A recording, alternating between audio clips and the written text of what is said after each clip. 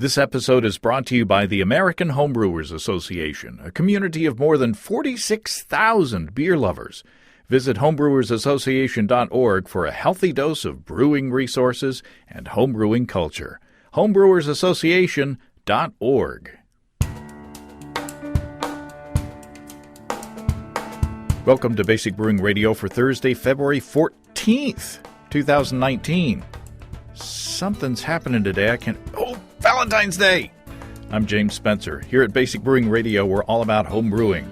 This week, Kyle Swallow of Twin Lakes Homebrew Club and Raps Barren Brewing Company in Mountain Home, Arkansas, shares the results of an experiment where a batch of golden ale wort was split 13 ways and fermented with different yeasts. If you go to basicbrewing.com, you can find archives of our audio and video shows, our DVDs, brewers' logbooks, and other basic brewing gear, including our tie-dye silicone pint and our brewing rainbow shirt. You can follow me on Twitter and Instagram at Basic Brewing and find our show page on Facebook as well. We have a cool Basic Brewing app on iTunes and Amazon.com, and we're found all over the place where fine podcasts are served up. And if you do us the favor of rating us on iTunes and maybe leaving a nice comment there, they say that'll help new listeners to find us. If you want to support us financially, check out patreon.com/basicbrewing. And thanks to everybody who's helping out that way. If you go to patreon.com/basicbrewing, you can see a long list of stuff that you can access if you sign up as a supporter. I made public the Basic Brewing video episode featuring my latest 100% rye small batch beer. This one's a straight-up 60-minute boil pale ale, just the old-fashioned way of doing things, other than using 100% rye, that is. It's a tasty beer. I fermented with the S33, and some of the viewers on YouTube commented on that. One saying he didn't like that yeast. Another, it's always great to have a negative comment the first thing. Another said he thought it was supposed to be a wit beer yeast. And another saying that S33 goes good in a triple. Triple.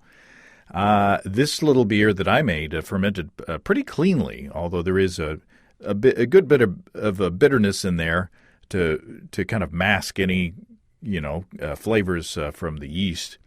We'll have more interesting experience with S33 in this week's show, including a discussion between Steve Wilkes and me about our own confusion during the Mead Yeast Sampler show a while back. Let's jump right into the mailbag. Ben from Cedar Hill, New Mexico writes, I was just listening to the August 30th, 2018 podcast about bottle pasteurizing. That's the one with Tim Lieber. And had some experience with it, Ben says. In the fall of 2017, I decided to make my first hard cider. I got a few lessons from this experience. I went to the local orchard and bought 20 gallons of cider for my project, left them on the table, and went to Denver for the weekend. What a mistake! Ben says. Local orchards don't pasteurize their cider. I came home Sunday to 3 busted gallons of cider and 17 gallons that were on the verge. Everything promptly went into the freezer to stall fermentation until I could figure out exactly what I wanted to do. Ben says I wound up making 3 different batches of mulled hard cider. One I used an ale yeast, one a wine yeast, and one I pulled some straight out of the freezer and let the natural yeast take their toll. The ale and wine yeast batches got mulling spices in the boil pot, along with several pounds of honey each. The natural yeast got the mulling spices and honey added into the carboy, all finished at an estimated 10% ABV and were very dry. Ben says this was my second ever brew, so I wasn't tracking specifics as well at that time. Ben says I wanted a sweet cider, so I added more honey and bottled to await carbonation. Every 2 days I would open one and have a taste. When they hit the carbonation I was looking for, I put the bottles into a sink full of hot water while I waited on the big kettle to come to 180 degrees Fahrenheit. Once it reached temperature, I took the bottles from the sink, lowered them into the kettle, and let them sit for 1 minute. One of the things I read when I was looking online for info on this was to ensure that the bottles were completely covered by water, which makes sense to keep the pressure differential low to avoid bombs, Ben says. Ben says, it turned out great. I got a sweetened, bottle-conditioned, mulled cider. I also found that the best tasting batch was the one that used the natural yeast. It kept the apple flavor, which the ale yeast masked some, while not having the bite that the wine yeast gave. Everyone liked it so much that I got 50 gallons this year. Wow. This time I went with natural yeast for the entire batch. Started out at 1071 and finished at 1.001 with no sugar added before fermentation this year. Ben says, I am back sweetening and adding the mulling spices as I type this, but I've upgraded to a kegging system now, so there won't be as much bottle pasteurization this year. Wow. Very cool. Thanks for the note, Ben. I guess that's proof that pasteurizing in the bottle works. It does surprise me that only a minute in the 180-degree Fahrenheit or 82°C water bath was enough to heat up the entire volume inside the bottle to pasteurization temp. If it were me, I'd go a bit longer, but it sounds like what Ben did worked. So who am I to say? Again, thanks for the note, Ben. That sounds extremely tasty. My wife Susan and I went over to Tulsa this past weekend to see Elton John in concert. I saw him way back in 1982 in Little Rock when I was in high school. And even at, he's coming up on 72, I understand. Even at that age, he still puts on a great show, although he didn't jump around on the stage like he did 37 years ago, which is understandable. He still jumped around the keyboard, boy. He can still play extremely well. While we were in Tulsa, you see this coming. Of course, we dropped by and saw our friends and sponsors Desiree and Dave of High Gravity in Tulsa. We got a flight of tasty beers in their Pippin's Tap Room, and I got a full serving of the Maibach after I tasted it with the sampler there. Big and delicious, and it really hit the spot.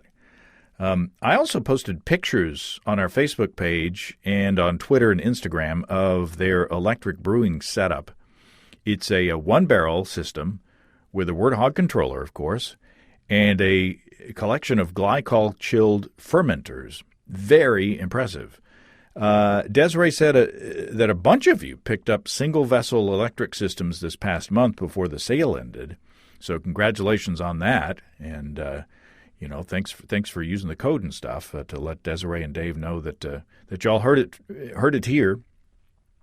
I can tell you that high-gravity electric systems with Warthog controllers are still a great deal, even if you missed out on the savings last month.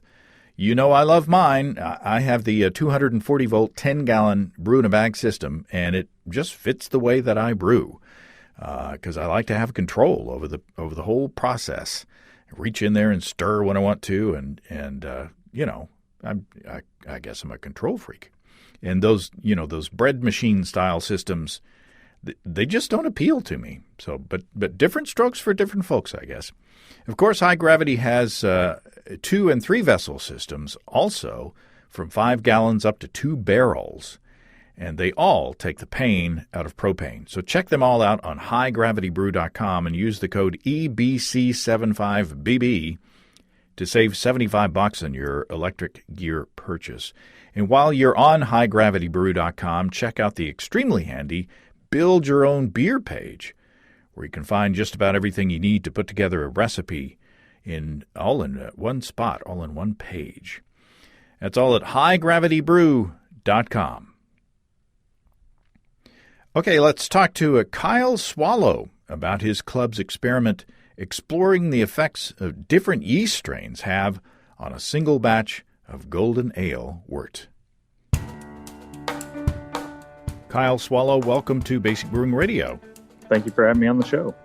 You've got a good name for a beverage manufacturer. That's a fact. You're over there in Mountain Home, Arkansas, and it's been a while since I've been over to Mountain Home. but it's kind of a vacation hotspot. Lots of water to play on and to fish on and stuff like that. And what's the beer scene like over there? The beer scene is fairly low key but growing. We have a local homebrew club here, Twin Lakes Homebrewers.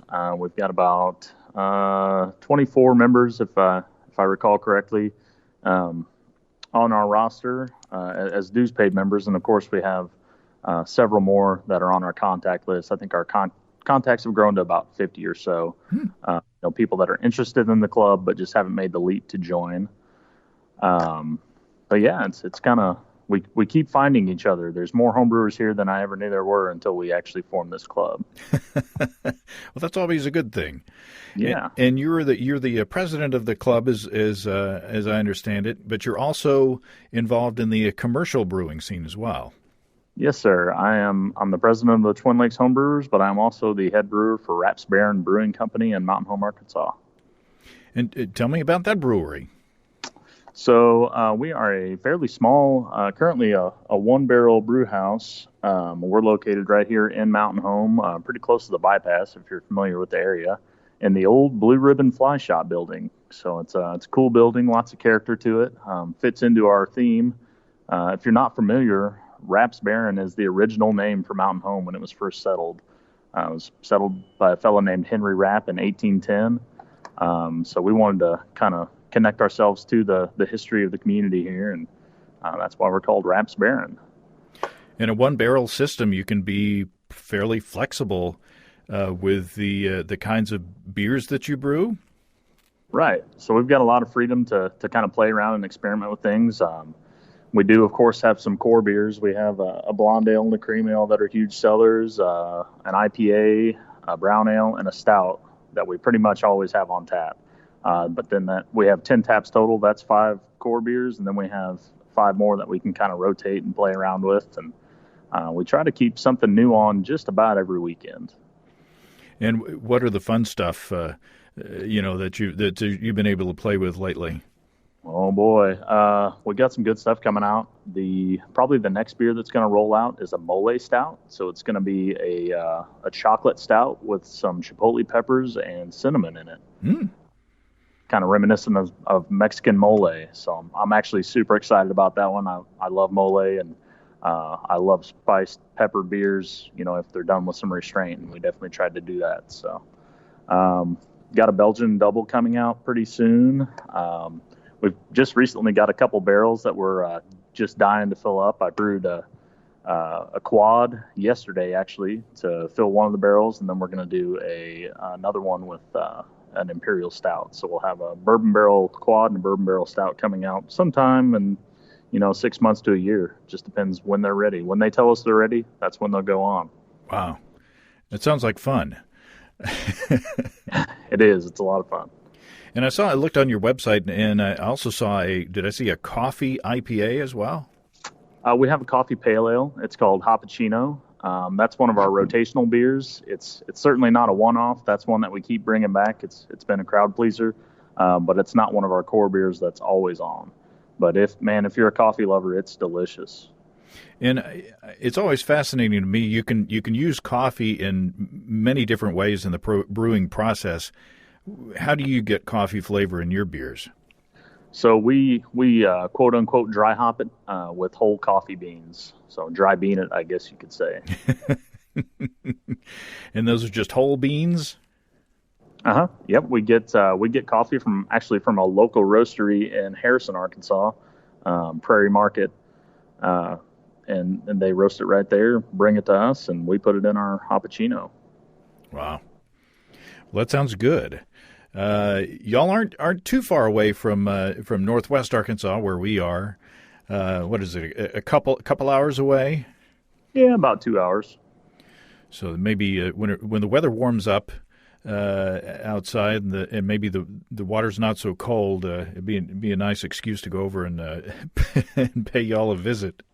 Absolutely, hit the lakes or the rivers, and then come in after a long day on the water and have a cold pint.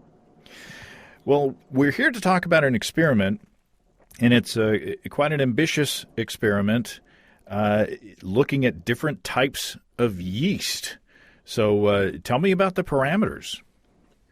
Well, let me first off say my educational and professional background before brewing was in science. I have a master's degree in biology, and I used to work for Arkansas Game and Fish Commission as a trout biologist. So I have a very scientific viewpoint on things. So I wanted this experiment to reflect that and to follow a scientific process as much as we could. So what we did was we got together as a club. We came up to the brewery on a Sunday and brewed a 1-barrel batch of a golden ale. We chose golden ale because we wanted, a fairly light beer to let the yeast shine through to its fullest potential. So this golden ale recipe was very simple. It was the entire grain bill was just pale 2-row malt, and then we did one hop addition of 2 different hops, but it was at the 20-minute mark. We used Chinook and Fuggles, and I believe we hopped it to about 28 or 29 IBUs. But we wanted to keep everything just, very low-key and just let the yeast show us what it could do. Yeah. And then you divided it how many different ways? So we had 13 homebrewers take home. It was approximately 3 gallons each, and everybody used a different strain of yeast. The fermentation parameters were a minimum of 2 weeks at approximately 70 degrees. Some of our homebrewers have temperature control for their fermentation, some don't. We did this at the end of December, or I'm sorry, right at the beginning of January. So it was plenty cold out. So if people didn't have, a temp-controlled firm chamber or something like that, they could stick it in a cooler room of their house and keep it at 70 or below. So that's kind of the best we could do, having 13 different individuals and houses to work with. So we tried to keep it, a pretty manageable temperature to ferment at. And 13 different strains. That's a good challenge. What are the experience levels of the brewers that you're working with? We have some that are very, very new to brewing. Have literally, actually, one of the guys, this was his first batch of beer. Then we have a few people that are just getting into beer brewing, but have been making mead or wine for a while. And then we have some folks, at least one of our members has been a home brewer for over 20 years. So we've got a pretty wide variety of brewers in our club. Well, we love yeast experiments because yeast can be so expressive and can really make a difference in a batch of beer.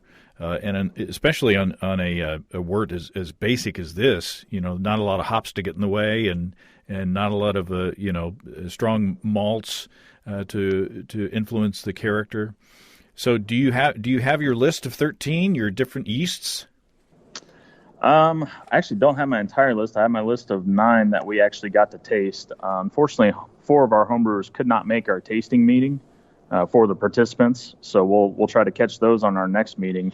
But I have a list of 9 here that we actually got to taste at this past meeting.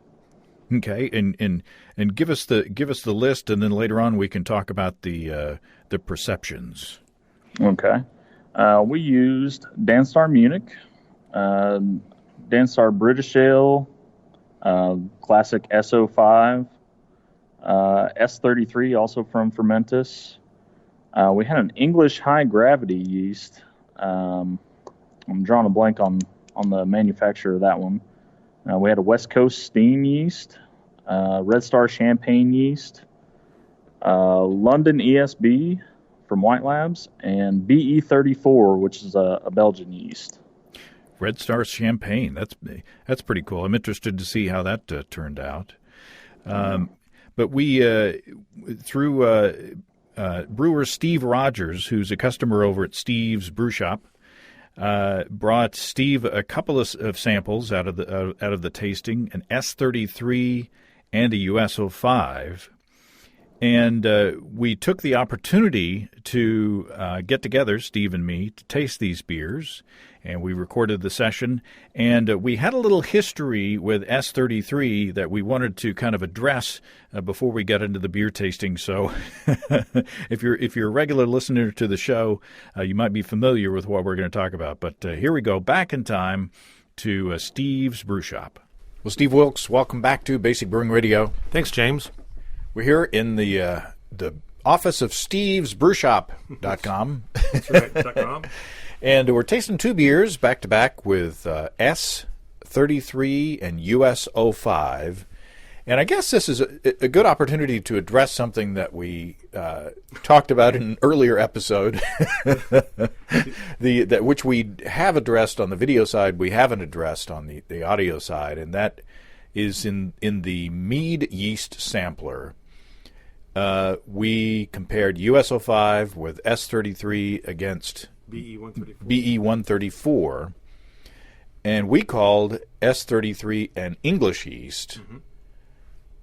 But then we got comments saying, well, that's actually a Belgian yeast. And we looked on the website, and sure enough, Fermentis labels it as a beer or a yeast recommended for Belgian-style beers. But in the tasting that we had, the BE134, which is a Belgian style yeast, we did get Belgian characteristics, lots of spice and lots of phenolics and, interesting Belgian-y things. But the S33 we thought was fruity and kind of went along the lines of an English yeast. Mm-hmm. And so the great yeast origin myth. I thought and still do think that it was originally an English ale yeast that just so happens to work beautifully in Belgian wit beers and Belgian pale ales, things like that. So then I kind of got flummoxed because I thought, well, how did I get this so mixed up? So I went and did some research online, did a little thinking about it, and as far as I can tell, so somebody, I don't want to create a controversy, but my belief is that S33 is, in fact, the Edme English ale yeast that just so happens to be a beautiful yeast in Belgian beers. So what kind of yeast is it originally? I'm going to say it's English, but I don't really think it matters. We were just comparing the flavor of the mead. Right. And we're looking at a chart here from a pamphlet from Fermentis, the manufacturer. And there's like what would you call this? 3 axes on this on this chart here. One goes neutral, one goes spicy, and one goes fruity. A US05 is like almost directly in the middle, but it's neutral. BE134 is up in the spicy and fruity range, and then more toward the spicy than the fruity. And then S33, on their own accounting, is way out on the fruity and not the spicy. So that to me sounds like and it's on the same axis as SO4, which is an English yeast. It's just further out on the fruity side. Right, and it's also on the same axis with K97, the German ale yeast, too. So, I don't know. If only they were a company that you could call. If they're only an original source. That sounds like work. Yeah. Well, at any rate, though, we liked actually all 3 of them, as I recall, in the mead. Yeah. So now we're tasting a beer that's made with S33. Yeah. Yeah, so we've got the split wort. And we've got in front of us S33 and US05. Now, what were your... I won't do it. What were your impressions of the S33 beer? I thought that the beer itself was tart. It reminded me of Sprite, if it were a beer. So it kind of went to a lemon-lime thing. The beer's a little bit tart, almost to a Berliner Weiss tartness. And heaviness or mouthfeel. So it's just kind of a nice light beer. The only thing I would say about it though is that I'm not sure it's supposed to be tart, based on what they brewed. Mm-hmm. So I don't know where that tartness comes from for sure. I can say that I don't think it comes from the yeast. I'm dead certain it doesn't come from the yeast. So there's something else going on that's making that beer tart. The beer is fine. The beer tastes good. Mm-hmm. I'm not exactly sure that's what they meant for it to taste like though. So it may be a happy accident. Yeah, and those happen. Yeah, I agree. It is tart, but refreshingly so. Mm-hmm. And there are no other off flavors that I can determine. It's light, tart, and a little bit fruity, and very drinkable. Yep. And on a hot summer day, I think I'd drink a pint of that without any problem. Yeah, for sure. So now we switch to the US05, and it's my turn to go first this time. It is a different beer, and to me it has it doesn't have the tartness of the first one. It has a little bit more of a bready character. You get more of the malt. You get the kind of more of the malt sweetness coming through. It's more fruity than I anticipated from the US-05, but overall fairly drinkable. And it's got better head retention than the first one, than the S33, which maybe I've heard that lacto has an impact on head retention, so maybe that's another indicator on the S33. But what are your feelings on the US-05? Well, I agree that it's more fruity than I would have expected it to be, and of course, we've been using US-05 for I don't know how long now, and I've never experienced it to be quite this fruity. So I'm not really sure. The beer is a nice, drinkable little pale ale. It's got a little bit. There's a little bit of an in the bouquet of the beer. It's a little musty. And I'm not quite sure what that's from. It's not terrible. I don't really want to slam it like, oh, my God, this thing's horrible. That's not really what I mean.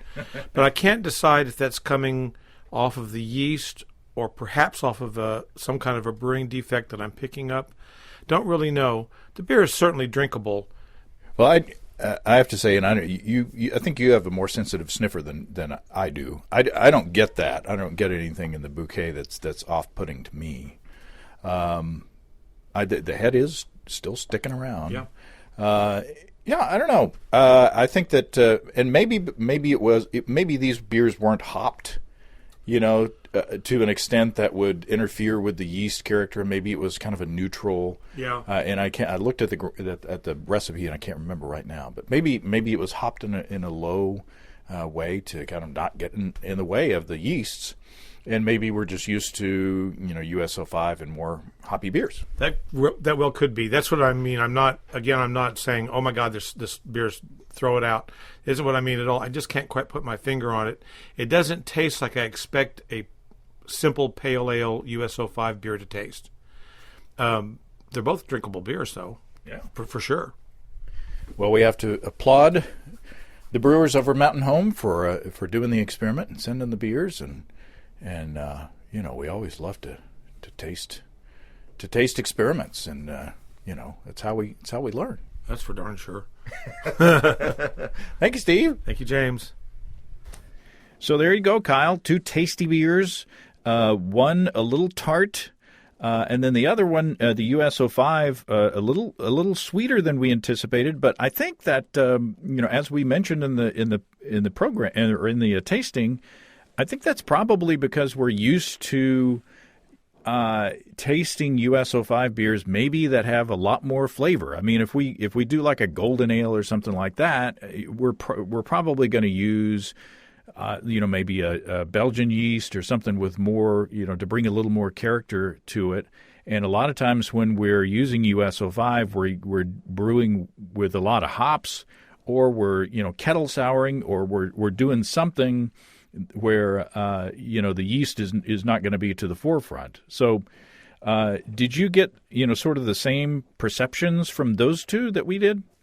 We did, and that's exactly why we did this experiment the way we did it with the golden ale recipe. We wanted to let these different strains sing and show us what they've got.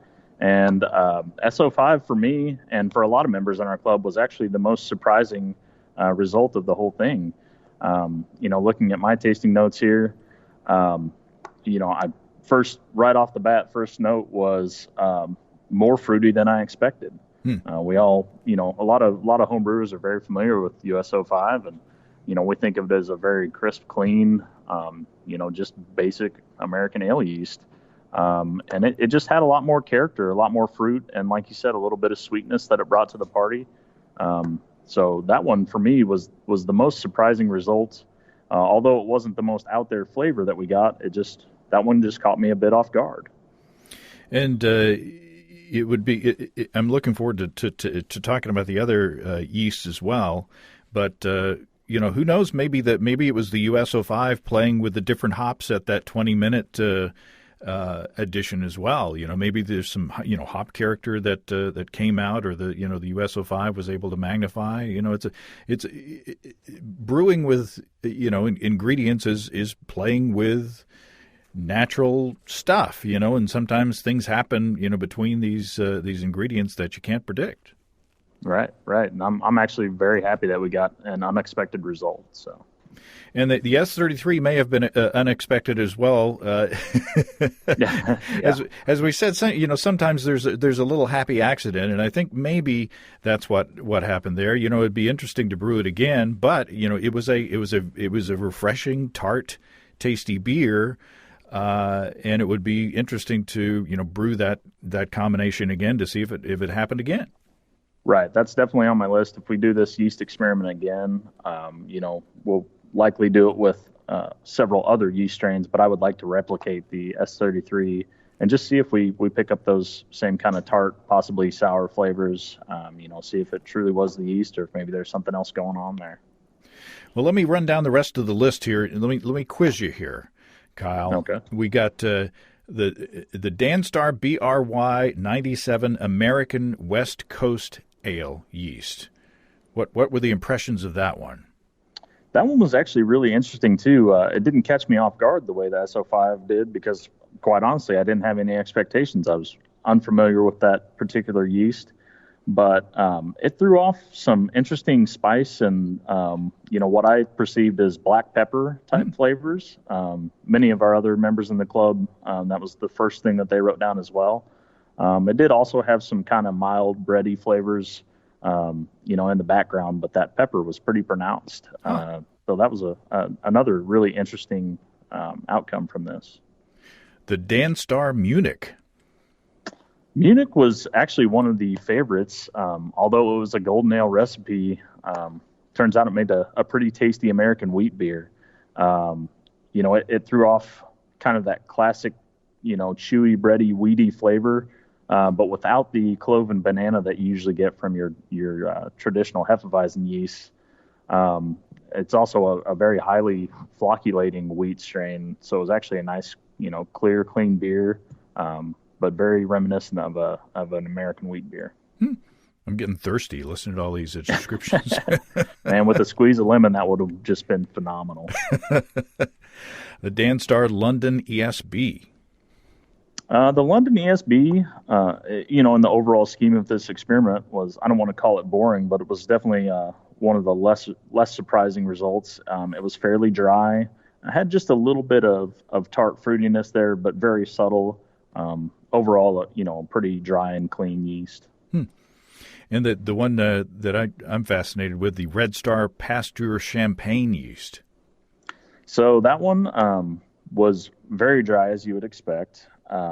But it did have some interesting sweet bready notes. Not necessarily what I expected out of champagne, although I'll be the first to admit my only experiences with champagne yeast are in champagne itself or in cider, which throws off just a whole host of other flavors. So I didn't have a lot of preconceived notions with that one, but it was dry and crisp and just slightly sweet. Now, did the brewers keep track of their finishing gravities with all these?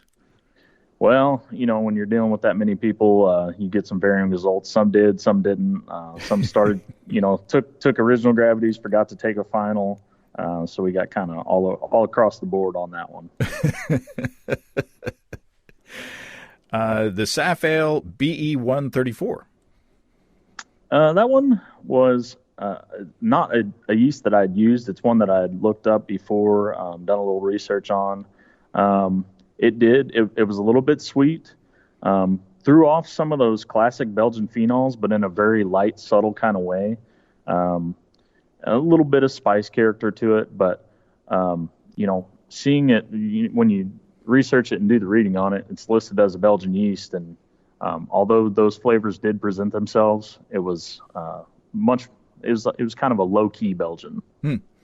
We did a mead yeast experiment where we Steve split a batch of must 3 different ways, did USO5, S33, and then this one, the BE134, and we liked it. It was fairly spicy in that simple mead, and we definitely did identify it as a Belgian yeast. So that would be a fun one to play with as well. Yeah. So that one, the S33 is, depending on where you look, also classified as a Belgian yeast, but the BE134 had much more Belgian character than the S33 did. We agreed on, at least on the mead. Yeah, we definitely would agree with that. Now, so far all of these have been dry yeasts. There are two liquid yeasts on this list. The WLP 005 British Ale. Mm-hmm. Kind of along the same lines as the London ESB. That one was, it was a little bit tart and a little bit fruity, probably a little more so than the London ESB, but nothing real surprising there. Just kind of a fairly clean, standard, British ale yeast. And then the White Labs WLP 099 High Gravity. That one was from one of our mead makers, and that's kind of the direction he was going with this experiment. Although he used it on the golden ale, he wanted to see what it would do, and kind of keep that in mind when he was making his next mead. So that one came out slightly dry, not as dry as we expected for being a high gravity yeast. Had some nice light bread aromas. It's hard to explain. It was a very strong aroma of bread, but just on the lighter end of the bread-like flavors, if that makes sense to you. Mm. So was there a clear favorite among all the group, or was everybody kind of divided? I would say the majority of folks liked the Munich the best, and then the remaining were just kind of sprinkled in here and there across the rest of them. But if we took a vote, Munich would have taken the crown on that one. And were there brewers who were surprised that yeast actually makes that much difference? Yeah, and I'll be honest, of course, designing the experiment, I knew that it would, but it was even more so than I thought it would be. I was really impressive to see the range and array of flavors that were presented through this experiment. It was a great educational experience for our club. I tell you, with beer, you change one variable. I mean, even if you had pitched the same yeast at different temperatures and different pitching rates, those are variables that can change change a beer from one batch to another too. Yeah, and that's something we've considered. As soon as we came up with this concept, we pretty well knew that it was going to be a hit with the club. So we were thinking, what else can we test? So we actually presented several different options and landed on just testing yeast strain. But yeah, we discussed possibly doing fermentation temperatures, even different ways of aerating or oxygenating the wort. You can play with different hops, different hop timings, different dry hops. There's just a vast array of ways that you could use this same experiment format. Yeah, for sure. Have you made concrete plans to do the next experiment? We have not. We just had our first meeting of the year, and I just kind of laid out a general timeline for the year, and we definitely want to do another experiment, but we haven't nailed down what the next one's going to be. Well, I can tell you that they're lucky to have a club leader like you, who's also a professional brewer, who has gear, that where you can crank out a big wort to do this. I mean, the most barriers you can get out of the way, the more success that you're going to have, and getting people to come together on a schedule to brew their own beers separately, would be a barrier. So it's nice that you have the capability to brew one big wort that you guys can split up and have that taken care of at one whack. Yeah. We wanted to remove as many variables as possible.